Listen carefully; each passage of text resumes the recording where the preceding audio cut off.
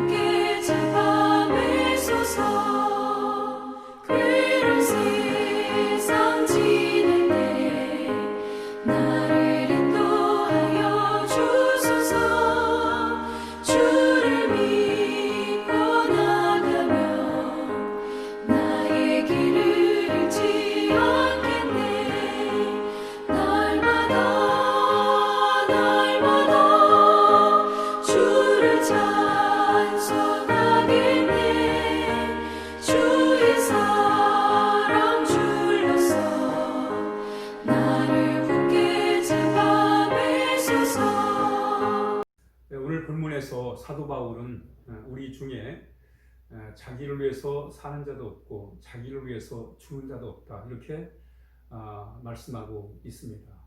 우리는 이 말씀이 선뜻 잘 이해가 되지 않습니다. 왜냐하면 우리는 각자 자기 인생을 사는 것입니다.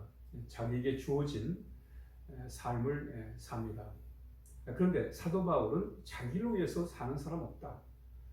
또 자기를 위해 죽는 자도 없다. 이렇게 말씀하고 있습니다. 그러면서 8절에서 우리가 살아도 주를 위해 살고 죽어도 주를 위해 죽나니 그러므로 사나 죽으나 우리가 주의 것이다. 이 말씀은 아무나 할 수 있는 그런 고백 같지가 않아요. 철저한 신앙, 정말 주님을 위해서 자신의 그 생명까지도 내어줄 수 있는 어떤 그런 고백처럼 들립니다. 우리가 살아도 주를 위해 살고 죽어도 주를 위해 죽는다. 그리고 사나 죽으나 우리는 주의 것이다. 이 말씀을 보면 이 정도의 고백까지 하려면 정말 우리가 철저한 신앙을 가져야 된다 이렇게 생각을 하게 된단 말이죠. 그래서 잘 이해가 가지를 않아요. 그러면서 9절에 보니까 이를 위하여 그리스도께서 죽었다가 다시 살아나셨으니 곧 죽은 자와 산 자의 주가 되려 하심이라 이렇게 말씀하고 있습니다. 우리가 오늘 이 본문의 말씀을 잘 이해하기 위해서는 그 예수님이 그 비유로 말씀하신 그 포도나무의 비유를 우리가 살펴볼 필요가 있습니다. 포도나무 가지는 줄기에 붙어 있을 때 많이 잎을 내고 꽃을 피우고 열매를 맺는 것입니다. 가지가 독자적으로 살 수가 없습니다. 이 포도나무 가지는 줄기에 떨어지면 스스로 살겠다고 가지가 줄기에 떨어지면 그 가지는 죽는 것입니다. 스스로 살 수가 없어요. 다른 말로 하면 이 가지는 포도나무 줄기에 붙어 있을 때만이 잎을 내고 꽃을 피우고 열매를 맺게 되는 것입니다. 스스로 살 수가 없어요. 이 가지는 줄기에 붙어 있어야만이 이 가지가 살 수가 있단 말이죠. 오늘 본문의 말씀은 바로 그것입니다. 우리가 잘 이해하기가 좀 어렵습니다만은 이 본문의 말씀은 우리가 자기를 위해 사는 자도 없고 자기를 위해 죽는 자도 없다. 이 말의 뜻이 뭐냐면 우리는 주님 없이는 스스로 살아갈 수 없는 존재라는 거예요. 사람들 여러분 한번 스스로 살아가는 사람들을 보세요. 난 스스로 살아갈 거야. 내 능력을 믿고 이렇게 얘기를 하지만 사실은 자기 스스로를 살아갈 수 없습니다. 사람들은 자기 스스로 살아간다는 사람은 결국 뭘 의지하게 되면 물질을 의지하는 거예요. 물질을 주인 삼고 살아가는 거예요. 왜? 물질 없으면 안 되는구나. 그래서 스스로 살아간다고 하는 사람들은 물질을 의지하는 거예요. 아니면 세상을 가만히 보니까 이 권력이 있으면 사는 게 쉽거든요. 그 권력을 주인으로 삼고 살아가는 것입니다. 그러므로 스스로 살아가는 삶은 잘못될 수가 있습니다. 왜? 물질을 주인으로 삼고 세상 것을 주인으로 삼고 살기 때문에 그렇습니다. 그러나 우리가 참 내 스스로는 살아갈 수 없다. 나는 내 힘만 가지고 살아갈 수 없다 말이지. 내 스스로 살아갈 수 없다. 이런 고백하는 일은 뭐예요? 바로 주님을 오늘 8절에서 우리가 살아도 주를 위해 살고 죽어도 주를 위해 죽나니 그러므로 사나 죽으나 우리가 주의 것이다. 이 말씀의 뜻이 뭐냐면 신앙이 깊어야 이런 고백을 하는 게 아니라 우리는 주님 없이 살 수 없다는 거예요. 마치 포도나무 가지가 줄기에 떨어지면 그걸로 끝나는 것처럼 우리도 주님 없이는 우리는 스스로 살아갈 수 없다는 것입니다. 그러므로 인해서 우리 삶의 중심이 주인 되어야 된다는 것을 우리에게 말씀하고 있습니다.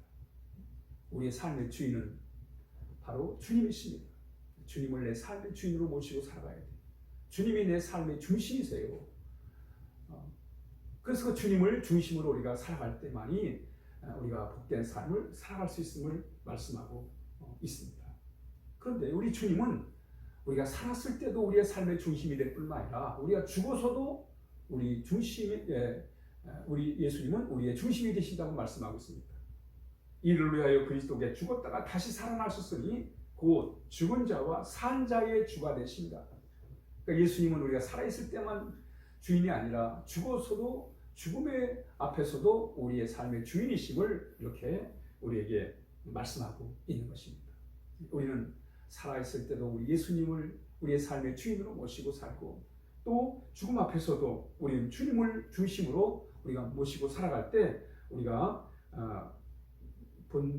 참다운 귀한 삶을 살아갈 수가 있는 것입니다. 불신자였던 스코트라는 사람은 마지막에 이런 말을 했다고 해요. 나는 하나님도 지옥도 없는 줄 알았노라. 그러나 지금은 그 둘이 모두 있음을 느끼노라. 나는 지옥으로 간다. 내 영혼은 어찌할 것인가. 이 살아생전에 하나님 없다고 말했죠. 이렇게 말했던 그가 죽음을 앞에 놓고 죽음을 앞에 놓고 보니까 이제 죽음 앞에서 하나님도 계시고 지옥도 있더라는 거예요. 내 영혼이 어떻게 할 거냐 이렇게 탄식하고 있는 것입니다. 바로 인생의 주인은 우리 주님이십니다. 우리가 주인을 일찍 알아보고 이 땅에 사날 동안 우리 주님을 주인으로 모시고 열심히 살 뿐만 아니라 또 우리가 죽음 앞에서도 영원히 우리의 주인 되시는 그 주님 붙들고 살아갈 때 영원한 주님의 나라에서 복된 삶을 살아가는 것입니다. 그러므로 우리 주님은 사나 죽으나 우리의 주인이 되시는 거예요. 바울이 고린도 교회에 편지하면서 고린도 후서 1장 8절로 10절에 이런 얘기를 해요. 우리가 환난을 많이 당했다는 것입니다. 참 많은 심해 지나도록 참 많은 고생을 했다는 거예요. 죽일 고비를 많이 넘겼다는 것입니다. 그러면서 그가 마치 마음의 사형 선고를 받은 것처럼 그런 절망에 빠진 적도 있다는 거예요. 바울은 자신의 사역 가운데 많은 환난과 고난이 있었습니다. 그런데 바울이 그런 상황에서 깨달은 게 뭐냐면 바로 이런 상황에 왜 있는가? 하나님을 더 의지하라고. 어려울 때 하나님을 더 의지해서 하나님의 도움으로 살아가는 그런 뜻으로 이 어려움이 있었다고 이렇게 고백하고 있는 것입니다. 그렇습니다. 우리가 어려울 때 우리 하나님을 더욱더 의지할 때입니다. 그리고 그 하나님의 도움을 통해서 이 어려움을 이겨내는 그런 복된 삶을 살아야 할 것입니다. 무더위가 계속되고 있습니다. 하나님께서 우리의 건강을 지켜주실 것을 믿고 오늘도 하나님의 은혜로 우리가 살아가야 돼요. 하나님이 오늘 하루는 하나님의 은혜로 주어진 것입니다. 그래서 하나님이 세상을 창조하신 바로 이 창조의 그 원리 따라 새로운 마음을 가지고 살아야 되고 우리 마치 요한계시록의 마지막 날인 것처럼 우리가 소중하게 우리 주님을 중심으로 해서 우리가 오늘 하루를 살아가야 하겠습니다. 기도하겠습니다. 하나님 아버지 감사합니다. 오늘 하루도 우리 주님을 우리의 삶의 중심에 모시고 주님과 함께 하나님 아버지 살아가게 하여 주옵소서. 이 무더위에 우리 교우들의 건강을 지켜주시고 우리 주님께서는 함께 하시고 나오며 예수님의 이름으로 기도하옵나이다. 아멘.